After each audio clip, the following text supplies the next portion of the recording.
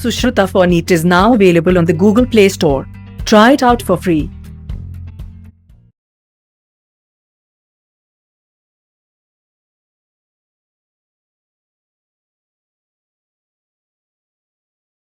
Hi students. So I wanted to continue discussing the atomic, the atomic models, including the Bohr model, and then move on to the additional topics in at the atomic level. As discussed before, there are 4 forces overall in nature.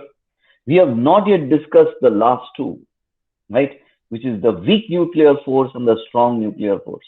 Okay, so we've discussed gravity, right? The 4 fundamental forces. We've discussed gravity.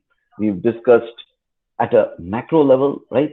We've discussed electromagnetism at both the macro and the micro level somewhat, right? So now, let me introduce a little bit some of the ideas behind, and things happen in a different order. There was Rutherford, there was first Thomson who came up plum pie, and then there was Rutherford who came up with the,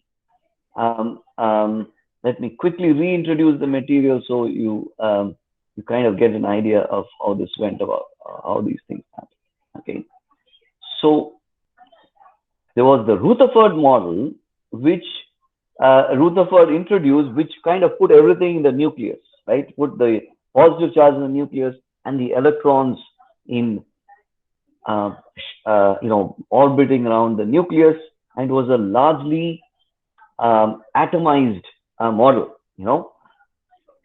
So at the center there is a nucleus, and then around it there is the the electrons, which form some kind of a cloud around it, right?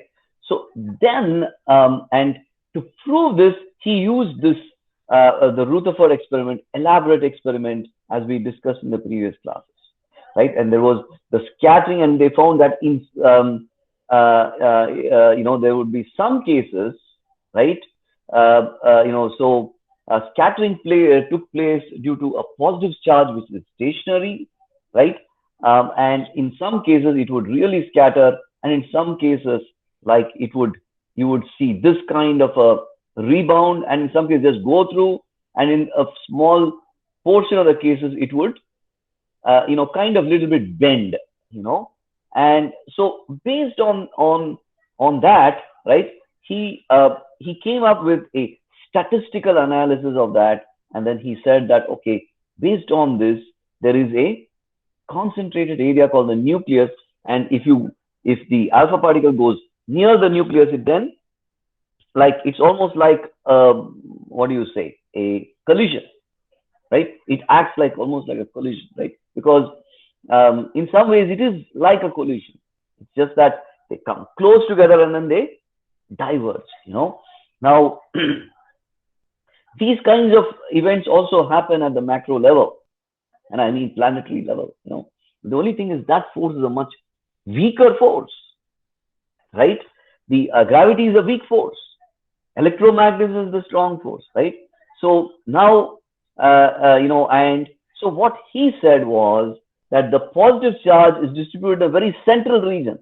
That was the key conclusion that Rutherford found, because of the nature of the recoil angle. So when it recoiled, how it went, right? So an alpha particle goes near something like gold, right? 87, atomic number 87. 87 neutrons held together in the center, right? So alpha particle, it will go much further, while beryllium or boron, right? He used boron, right? Boron is atomic number 4 or 5, and even phosphorus is pretty low. Phosphorus, I think 9 or 10, some it's very small number. So as a result, the the um, the recoil from the alpha particle was very different for gold, and he was able to repeatedly show that it is much higher for gold, it is much lower for phosphorus, and it is lowest for boron, and thus showing that the positive, and based on that recoil angle, he was able to say that the positive charge is distributed in a very small region. Like if this is the head of the pin, the electrons are almost at the end of the football field, or the boundary line. Okay, the batsman is at the crease. You take that as the the nucleus. The electron is standing in the boundary line. Okay, so that is the distances between the two. Okay, a very large portion of alpha particles pass through without getting deflected. The positive charge is not, it is not like that plum pie model. It's kind of sitting in some glue and then maybe even going around inside. No, it is so the atom is composed of positively charged particles concentrated in a very small region called the nucleus, and then but totally it is neutral. The electron, revolves around it in fixed circular paths called orbits, right? So this was there were certain issues with it in terms of explaining the spectral lines, etc. Okay, so the next person who came on board was this Danish scientist called Niels Bohr. Okay, Niels Bohr. Only today, my friend was telling me about Niels Bohr. Niels Bohr, as the World War II, eventually all these people were on either side of the pralaya, of the Mahayuddh, several of these scientists, Niels Bohr and Heisenberg, are best known for their work in quantum theory. There is Heisenberg's uncertainty principle forms the basis of quantum theory. Then so they were all friends at one time. So Heisenberg came to see Niels Bohr. When they were discussing the German version of the nuclear bomb. Okay, so he came to see Niels Bohr. But then, as luck would have it, Niels Bohr, they told him, "See, but your mother is Jewish." You see, and as a result, they lost Niels Bohr. Niels Bohr went to first Sweden, and he asked the king of Sweden to accept all the Jews into Sweden, and then from there he moved to America. So, and he was part of the Manhattan Project eventually. And so these kinds of things, they also teach you a lot. Physics, of course, is happening.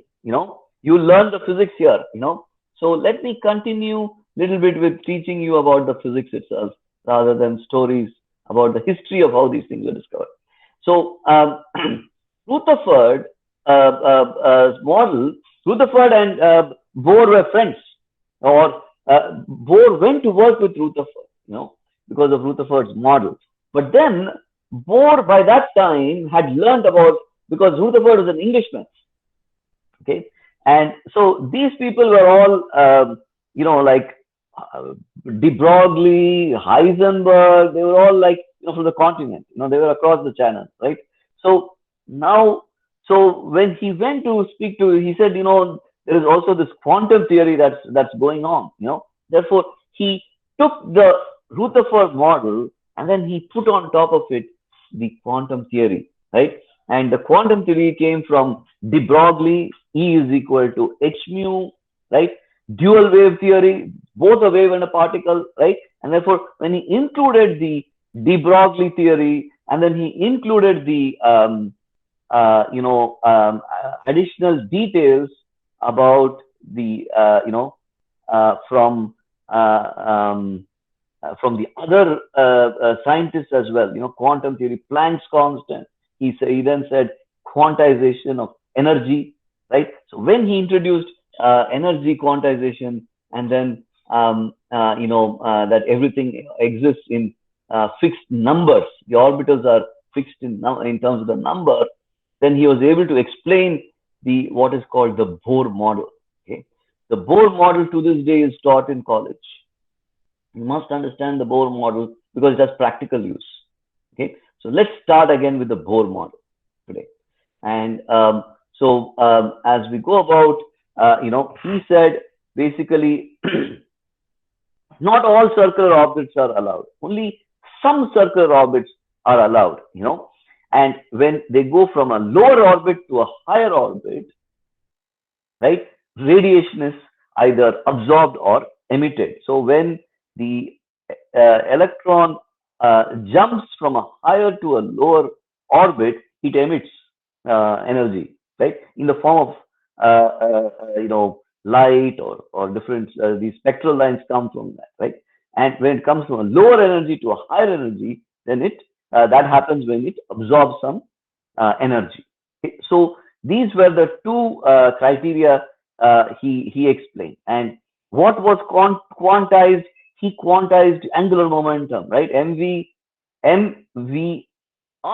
right, where VNRN. So in the nth orbit, it had a velocity v, and the corresponding radius was r, right? So r cross mv is angular momentum. So he said r cross mv is quantized. Okay, so r cross mv equals nh, where n is 1, 2, 3, 4, or 5. Okay, so they exist in these shells which have quantized positions. Okay, so they are here, otherwise they are here or here, not anywhere in between, not a continuum, right? And so they go from here to the next orbit, to the next orbit, like that. Okay, so he then, using these two equations, right, that is the total energy equation and the quantization equation, right, or what is that, the quantization condition, and the force equation, right, 1 by 4 pi epsilon z times e square by r square, right, which is Coulomb's law, right? So Coulomb force, which is a very strong force, and the Bohr quantization model r cross mv equals nh, right? Using these two, he then devised a model, and then he said you use the energy from the first two equations and you plug it into the energy model. Okay, and so with these three equations, he then introduced these three. He used that to derive the total energy. Okay, and so in 1922, for the Bohr model, he received a Nobel Prize. He was a Danish scientist. Okay, so energy in the nth orbit is c negative c by m square. Okay, so energy is also quantized. And what is c? C is this huge number, and this number can be derived from E is equal to h mu, and correspondingly 1 by 4 pi epsilon naught z e square by r square, and then mvr equals nh. You plug these two into each other, and you will end up with this. And therefore, he said that the energy gets quantized. So in one orbit, it has a certain v and a certain r. The next orbit has the next v and the next r. Okay. So mv square by r is 1 by 4 pi epsilon z e square by r square, which is for the hydrogen atom. For the hydrogen atom, z is 1, right? Then the ends, these represent the orbitals. So you can have orbital 1, orbital 2, orbital 3, orbital 4, right? And you will have the angular momentum quantized accordingly. And so from that, if you do the maths, mv square by r equals this, right? And you write that as k mv square by r equals k by r square, right? And therefore 1 r cancels.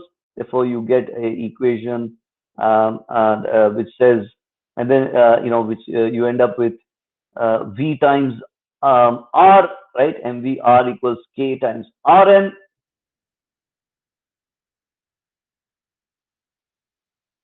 So when you divide this equation by this equation, then you end up with this R equals n square h square by km.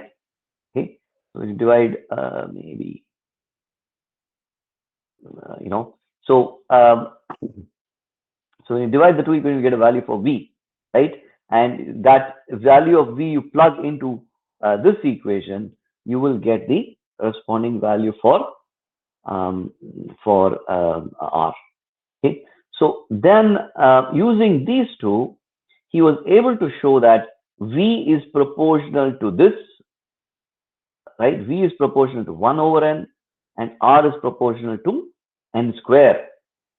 Okay, so V is proportional to 1 over n, and R is proportional to n square. So the velocity of at the next orbit is so much, and the radius is proportional to n square. So the bigger the radius, so the radius expands at a square rate.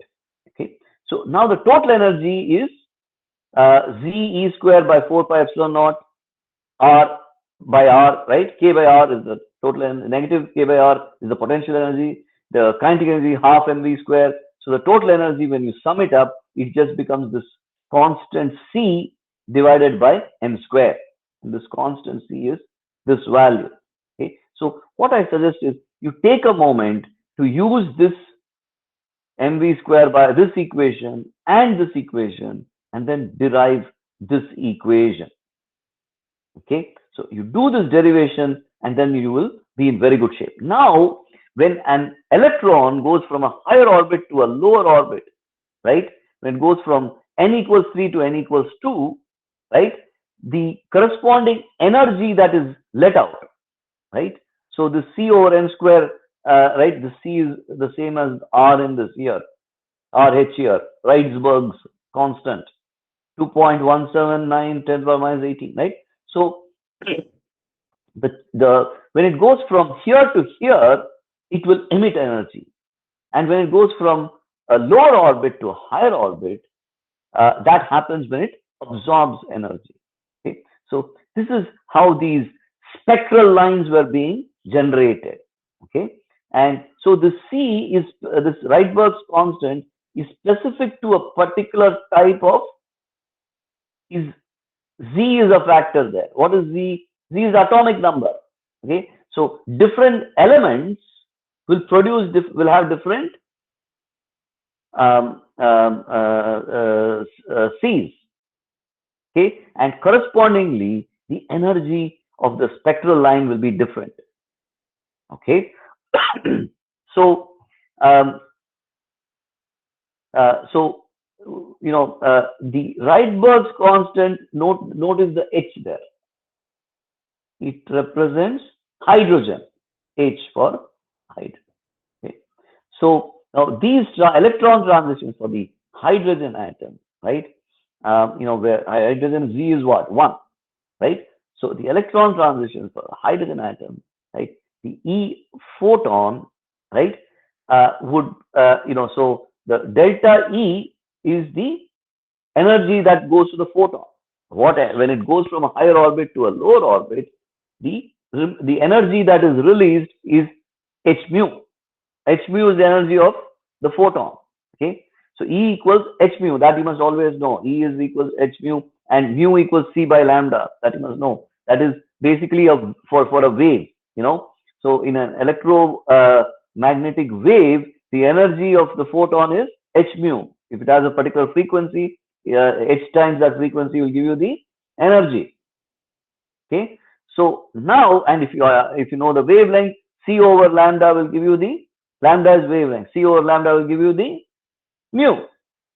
So hc over lambda, right? So when it goes from a higher orbit to a lower orbit, the corresponding energy that is emitted, right? The delta, it will produce a delta E, right? It goes from a higher orbit to the electron goes from n equals 3 to n equals 2. You can use the C over n square formula from here, right, to calculate the loss in energy when it goes from higher orbit to a lower orbit. That loss in energy becomes the energy of the photon, and the photon which gets emitted will be hc over lambda. Okay, so these produced various series. Where it went from 7 to 1, you had Lyman. When it went from 7 to 2, Balmer, Paschen, like that, And so using these higher orbit to lower orbit and calculating energy difference, Bohr was able to explain this idea of a quantized atom and had modified the Rutherford atom to include quantum mechanics. Okay, he said, what is quantized? He said, angular momentum is quantized. MVR equals NH. All right, so that was the big contribution of Rutherford. He did other work also, and of course he worked on the Manhattan Project also, etc. Okay, so this is a very important idea. So hc over lambda equals c times 1 by m square minus 1 by n square, where m and n are 1, 2, 3, 4, like that. Okay, so this was the quantization explanation provided, and beautiful theories, and to this day it is taught, and it agreed very well with the Rydberg's constant, and as a result, they said he deserved a Nobel Prize. All right, so and then I explained the rest of the theory. So that was the Bohr model. So let's continue a little more with the Bohr model. Okay, so that was what we did last class. Okay, so now the so the total energy, right, equals Ke plus P, right, and P was negative, right, for hydrogen atoms, like atoms, So in this case, right, the kinetic energy at V is the potential energy, right? So how realistic is the Bohr model? This was explained by the Frank Hertz experiment. Collecting plate is slightly negative, and then they push these cathode produced electrons, and they push these electrons through this plate, right? And so then they looked at the total current, right? So they had an ammeter in the circuit. So when electrons flow, it becomes a full circuit, and then you can measure the current. Okay, and so they had this grid in the middle, which sat in the middle, which consists of positively charged grid. And when you have positively charged grid, it would attract the electrons. Okay, and it would attract the electrons faster. Okay, so the current versus the accelerating voltage, right, showed electrons losing this much energy when they collide with the mercury atom. Okay, so so there was mercury vapor in between, right, and there was a sudden drop due to an inelastic collision. Shows that there is a threshold energy required to get them to a excited state. Okay, so so in certain cases the electrons would collide, right, and so then when you kept increasing the potential, then it would start going through and going across. Okay, this 4.9 eV, right, which was the amount of energy lost by the electrons when they collide with the mercury atom. So what happens inside mercury, right? 4.9 eV gets picked up, and then it is absorbed by the mercury atom. So the mercury atoms corresponding C times 1 over m square minus 1 over n square. It has to fit that particular spectral line, right? And therefore he said that 4.9 eV corresponds to a prominent line in the ultraviolet emission spectrum of mercury 254. So went from here to there, came back from there to here. So he said that this difference corresponds exactly with this 4.9 eV. So one of the spikes corresponded when you do 1 by c square times 1 by m square minus 1 by n square, it corresponded with this particular emission spectrum of mercury. Okay, and so now then the other experiment dealt with the scattering for neon gas. When electrons collided, it produced light in the visible range. When the electrons collide with the neon atoms, they were excited to produce a visible glow. Okay, so neon is an inert gas, as you may know, right? And so when they made, we looked at mercury vapor, then they had neon gas. Neon gas produced a different kind of radiation. Now we then started looking at this molecules and what happens to molecules in the context of weak forces, right? What are called van der Waals forces, right? So now, if you take a molecule, there is not one nucleus but two, okay? And the electrons, right? So what van der Waals said was that the potential versus distance graph was of this form: 8 to the power of 6 minus b to the power of 7. Okay, and he inside the molecule, and he said that the equilibrium position happens when you take the derivative, dv, vanishing derivative, dv by dr, or dou v by dou r will produce the point where dou v by dou r vanishes or goes to 0. So dou v by dou r equals 0, then you will have the point which is a minima position. See, where do you get this minima? He said this a by r to the power of 6 minus b by r to the power of 7 explains this vibrating molecules low point. So he used this potential versus distance. Okay, and he said that at the lowest point, close to the equilibrium position, how do you get a minima? You take the derivative, right? So you take the derivative to 0, and he said that minima corresponds, to the point, okay, to the low point, for the energy, and so the other way to do that is to rewrite it in this form, okay, and therefore he said that it behaves like a harmonic oscillator, okay, and so then V equals V naught plus half k rho square, and therefore the energy was half mv square plus half k r square, right? And so so what he then said, like what about this half k r square? He said that looks like something from Hooke's law.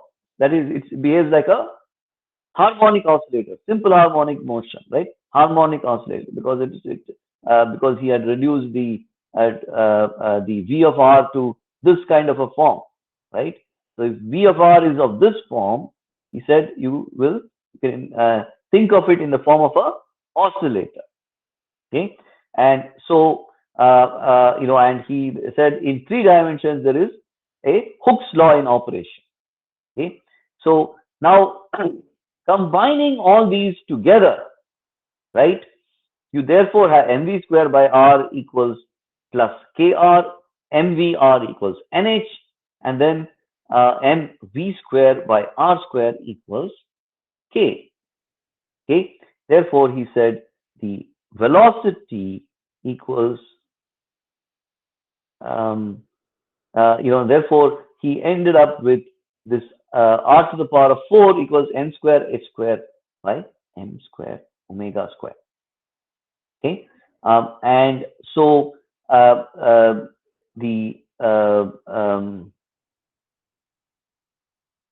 this is basically still mvr over nh, right? So quantum mechanics of Bohr's model, it then sets up what is a new scale for the radius. These radii, they exhibit this characteristic in terms of the R's. The R will correspond to fixed shells, which are proportional. N is proportional to R square, right? We already discussed that in the previous set of slides. So that N is proportional to R square is dictated by this constant. Okay, and so Kn equals R square, and K is h by m omega. All right. So let's continue on with the atomic models.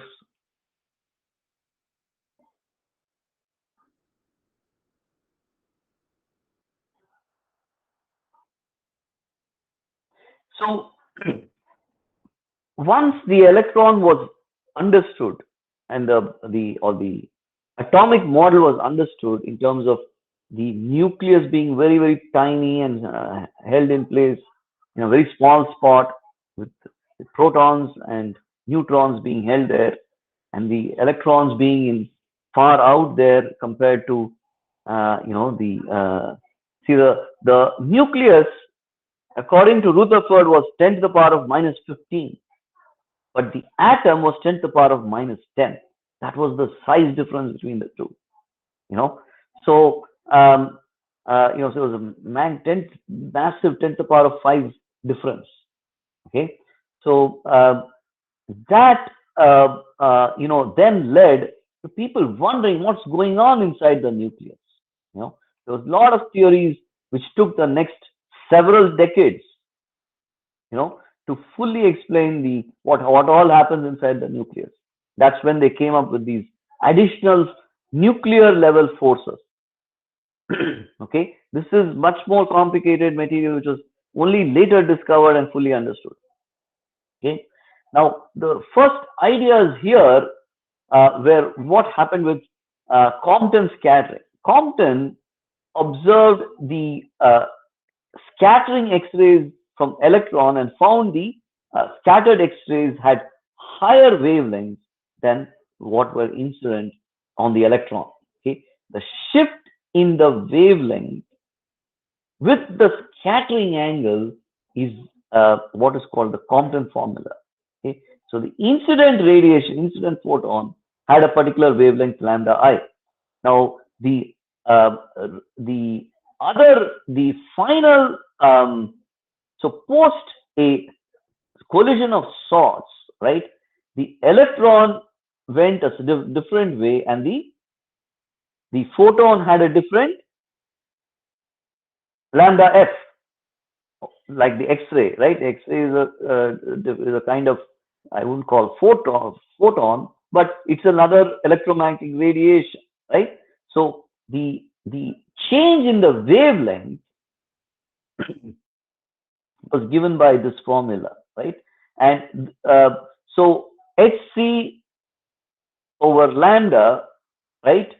Hc over lambda is the energy, right? So and from that he was able to he devised this formula to explain the scattering angle for the photon. Okay, so lambda I minus lambda f minus lambda I, right? So h mu 1 minus h mu 2 gives you the energy lost, right? That energy is then transferred, right? So the important, well-known idea is, of course, that charge is quantized, right? So in a hydrogen atom, there is a like if you had atomic number of 5, then there were 5 protons and 5 electrons, right? But then the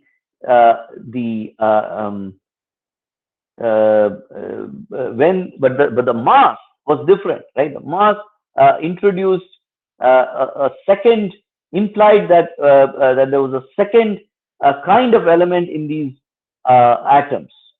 The atom itself was overall neutral because it had equal number of electrons and protons. But then there was another element which was there, which increased the weight of the particular atom, and this element was what they call was the neutron. So uh, uh, uh, the nuclei of um, of the atoms, right? They kind of uh, were all positive, right? So they repelled each other. There exists a repulsive force between the two nuclei, and the electrons were, of course, attracted and going around in orbits, right? And therefore, there was a certain interatomic potential schema that was devised, and which is what we saw with this, V versus D graph with van der Waals, right?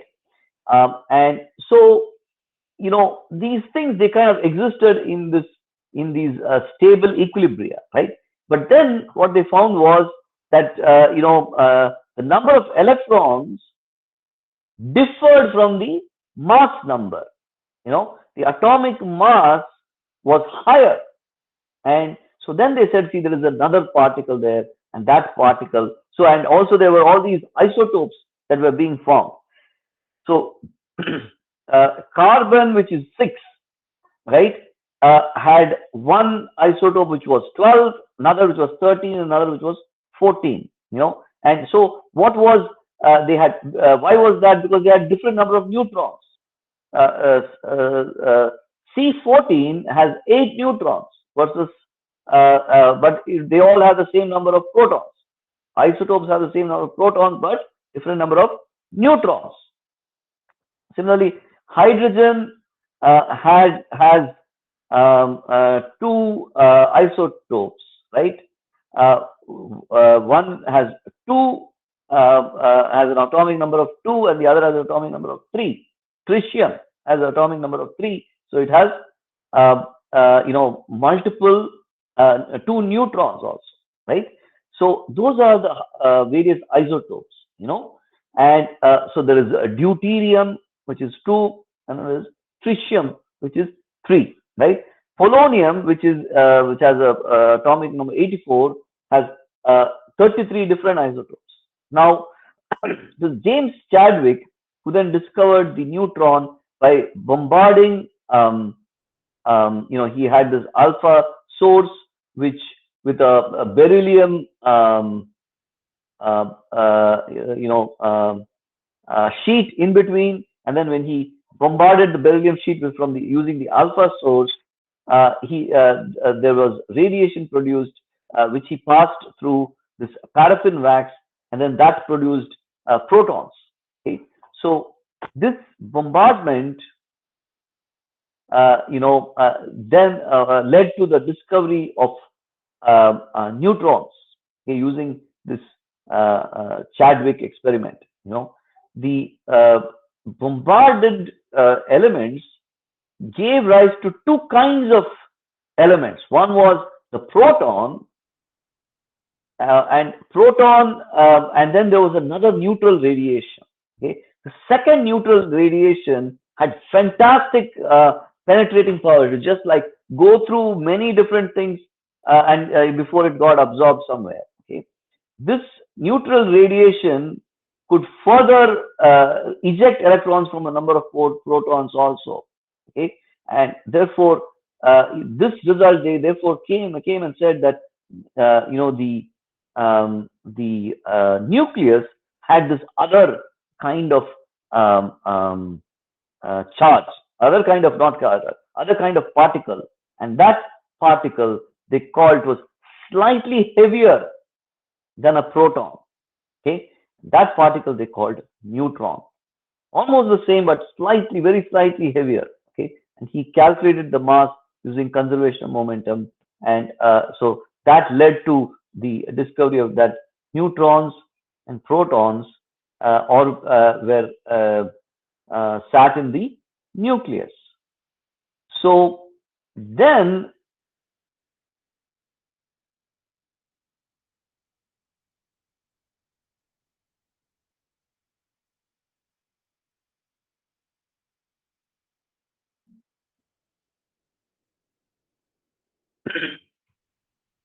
so in any atom, right? Which is it would be neutral, overall neutral. There were equal number of electrons and protons, right? Now hydrogen had an atomic number of 1, helium had an atomic number of 2. Therefore, they had hydrogen had 1 electron and 1 proton. Helium had 2 electrons and 2 protons. But helium had a atomic mass number of 4, right? Now the other two were therefore neutrons. Okay, 2 protons and then 2 neutrons in helium, right? And so typically they would write it in this form, right? A is the total number of mass number, and Z is the number of protons, which is the atomic number, right? The atomic weight is A and the atomic number is typically Z. And you have the X, which is the name of the element, which, like for instance, helium, right? So helium 4-2, right? That would be the normal helium, right? Similarly, carbon 6-12, that would be the normal carbon. But then carbon also has 2 isotopes, So that's how the notation is provided with respect to these atoms. They have the mass number at the top and the atomic number below, right? So now there are 3 different types which are normally discussed, and this is just again terminology in atomic theory, nuclear theory, right? Nuclear physics is just terminology. Firstly, there is isotopes, right? Isotopes are elements which have so there is the protons, and then there is the stable isotope, right, which will have this mass number and this atomic number. So that is the stablest isotope was the normal one. So if they say carbon, it will be 12 and 6, right? But then when they have more neutrons, those elements with say C13 or C14, which is C14 is more common, right, than C13, right? C12 is the common, right? C612 is the most common form of carbon, right? Now, but C14 is an isotope, right? When they do what is called radiocarbon dating, they use C14. Okay, so isotopes decay. Okay, so these isotopes eventually they will let out the neutrons, and then they will come back to the stable isotope, which is C612, right? So that process of decaying back to stability, right, C612, right, is what is used in this radiocarbon dating. Okay. And for other elements also, they will move down to the stable isotopes. Okay. It is a little different for some of these radioactive materials. I will discuss radioactivity of materials like uranium, etc., a little later, right? Those materials, the most stable position is that of becoming lead, but let's meanwhile continue. Isotopes have the same Z but different number of neutrons. Isobars, on the other hand, have the same A. They have the same mass, but they have different number of. They have the same mass, but they have different number of protons. So you can have something which is 14, right? So if you say nitrogen, right? After carbon, nitrogen, right? Nitrogen is a is N, right? N14-7, right? So C14 and nitrogen, they are what are called isobars. They have the same A, but they have different number of protons, right? So they are called isobars. Isotopes have the same Z. Isobars have the same A. Isotones have the same A minus Z. They have the same number of neutrons. Okay, so isotopes, isobars, isotones. Isotopes have the same Z. Isobars have the same A. Isotones have the same number of neutrons. Right, so remember that. Now, the size of the nucleus changes a little bit from atom to atom, right? Now, but they're all very, very small. Nucleus, as I already said, 10 to the power or 10 to the power minus 15, right? But they get a little bit bigger because of the, if there are a lot of neutrons, etc., right? So zirconium or lead, right? Pb is lead or gold, right? These are all pretty heavy materials. Lead, as you know, is also pretty heavy, right? All the things like uranium, uranium 235, uranium 238, etc. They are naturally radioactive, and eventually, because they are radioactive, they lose also alpha particles. So they will become other materials naturally, and eventually uranium left standing, a lot of it will become lead, so that is Pb. Okay, lead is when it becomes lead, then it will stay stable as lead. So that is a very typical occurrence. So this idea of radioactivity, to understand that, you have to understand this isotopes, isobars, and what is a stable material.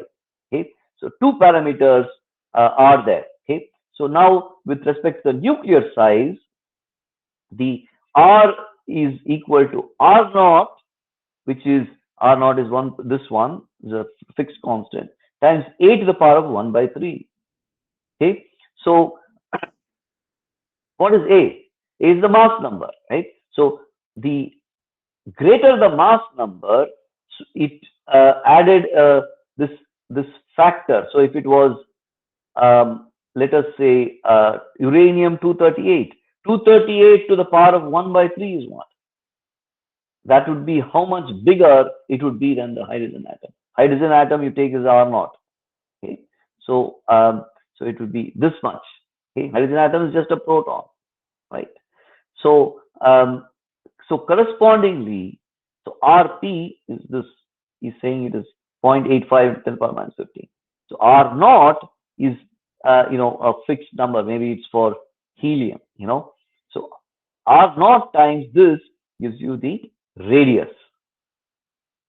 Okay, so these are the nuclear parameters that go into and this one is obvious. If A is the mass, m naught times A will give you the mass. It's very obvious, right? And then V. Okay, so now the radius goes as A to the power 1 by 3, right? Because volume is R cubed, right? So now and the volume also is somewhat linear in if you see this, somewhat linear, right? So so as a result, the mass equals rho times volume, and therefore the rho is roughly constant. Okay, and so that is the point that these slides are making at the atomic level, right? So I'll go over like quickly one set of slides, and I will try to wrap things up in the next class. So this idea of atomic stability, right? So I'll quickly get started here, but I'll continue this in the next class. So atomic stability comes as a result of it is the nuclear force, which is a strong force which binds the atom. Okay, and the nuclear force holds the nucleus tightly together. So there is, to hold the nucleus together, it is very short range nuclear force that acts for very short 10 to the power of minus, I think that's 15, um, or less. Okay, nuclear force is very tight and very short. Okay, now the force between a neutron and a proton is attractive. They're the same magnitude as neutron, neutron, and proton, proton. They are not central forces. Magnitude depends on position, momentum, spin, and angular momentum. Okay. Now these are charge independent. Nuclear force is charge independent. Why does it have to be charge independent? Because then only it can hold all these positive charges, which of the protons all together. Okay. Nuclear force counteracts the electromagnetic charge, electrical charge, right? The protons are all charged, but they're held in place. So to counteract that, which is a strong force, right? To counteract that strong force, you need another strong force. That's why you have this nuclear force. And is a strong. There are two kinds of nuclear force. One is which holds the nucleus together. That is a strong force. Okay, that strong force occurs within that 10 to the power of minus 15 range inside the nucleus. That is the nuclear binding energy. Now, the nuclear binding energy is the energy that is required to split a nucleus of an atom into protons and neutrons. So when you hit it, when it gets bombarded, it then breaks into elements, and then it releases additional energy. This binding energy per nucleon equals total binding energy of the nucleus divided by the number of nucleons. Nucleon is either a proton or a neutron.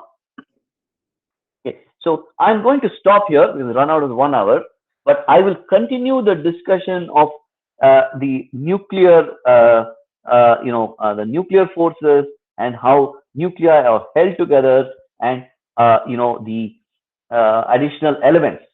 Now, what I suggest is that you spend a little time reading up about this in Wikipedia and also in your textbook. I suggest reading the chapters in H.C. Verma or in your NCERT book, more so H.C. Verma, because to give you a very good understanding of this material, because this material is very, very interesting, and but also very intricate, and goes beyond the slides that we do have. Okay, atomic physics is not that difficult actually, but you must spend a lot of time reading well about it. If you read very well about it, you will do very well with respect to atomic physics. Trust me, it's worth the read, because you can get all the marks that you want in atomic physics. It's much easier than doing well if they are trying to trick you with other parts of it, other parts of physics. Okay.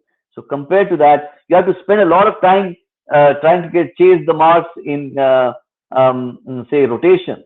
Rotation, you have to learn a lot. You have to do a lot of problems. Here you must read a lot. Okay, so here atomic physics, you read the material very well, then you understand what we are saying also, and but then it's very conceptual, and you can do quite well in this material. Okay, so and also the other value for this comes because it's also used in chemistry. So here you have you strike two mangoes with one stone. That's why studying atomic physics very well is very, very critical to success. So please go ahead and do that, and I will continue discussing this material again in the next class. All right.